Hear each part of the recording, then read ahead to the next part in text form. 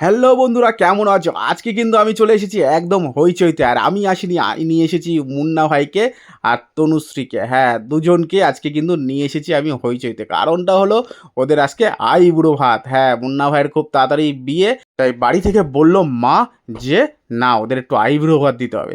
কিন্তু মুন্না ভাইকে বাড়িতে নয়, একটু নতুনভাবে একটু আইবুড়ো ভাত দিতে হবে। তাই আমি নিয়ে গেছিলাম মুন্না ভাইকে আর তনুশ্রীকে একদম হইচইতে। হ্যাঁ, সন্ধ্যায় গিয়েছি, আর গিয়ে কিছু স্টার্টার খাবো না তা কি হয়? একদমই না। কিন্তু খাওয়ার আগে দুজনকে অভিনন্দন জানালাম গোলাপের একটা সুন্দর তোড়া দিয়ে। তারপরে আমরা অর্ডার করেছিলাম এরকম সুন্দর, সুন্দর দেখে তোমার চিকেন মোমো, হ্যাঁ, স্টিম মোমো, আর সাথে ছিল এরকম সুন্দর এক পিস তান্দুরি, অর্থাৎ একটা প্লেট অর্থাৎ হাফ প্লেট। তারপরেই যথারীতি আমি কিন্তু আগের থেকে, অর্থাৎ তার আগের দিনই কিন্তু আমি বলে রেখেছিলাম দুটো থালির কথা। হ্যাঁ, যেখানে দুটো চিকেন থালি ছিল, আর চিকেন থালির মধ্যে ছিল সব রকমের, অর্থাৎ ৫ রকমের ভাজা ছিল।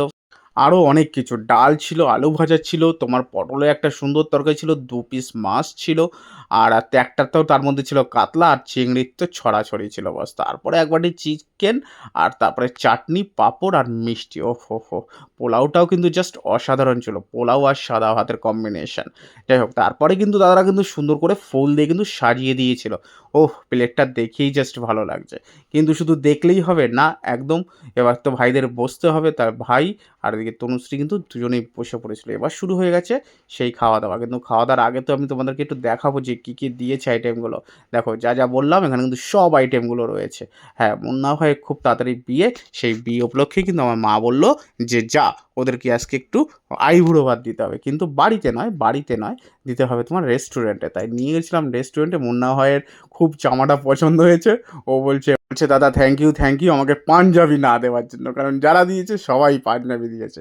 তাই আমি একটু ব্যতিক্রমভাবে, আমি বরাবরই দেখি মুন্না ভাই শার্ট বেশি পছন্দ করে। তাই মুন্না ভাইয়ের জন্য কিন্তু অবশ্যই একটা সুন্দর দেখে শার্ট নিয়েছিলাম। আর তনুশ্রীর জন্য কিন্তু অবশ্যই একটা সুন্দর শাড়ি কিনে নিয়েছিলাম। ও হ্যাঁ, যাই হোক, এই কিছু সবকিছু স্পন্সর কিন্তু ছিল আমার মা। তাই আমি কিন্তু এর মধ্যে কোনো কিছু ইনভেস্ট করি নাই। যাই হোক, তারপরে আমি নিজের জন্য অর্ডার করেছিলাম একটা বাটার নান, আর একটা কুলচা, আর সুন্দর করে একটা কড়াই চিকেন। ব্যাস, এটা দিয়ে কিন্তু আমি খেয়ে নিয়েছিলাম। আর আড্ডা মারতে, মারতে কিন্তু খাওয়া-দাওয়ার জন্য স্বাদ আরও বেশি বেড়ে চলেছিল।